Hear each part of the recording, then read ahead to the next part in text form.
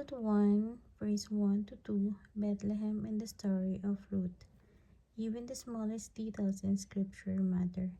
Bethlehem means house of food or house of bread, and is the place where the Messiah was prophesied to come from.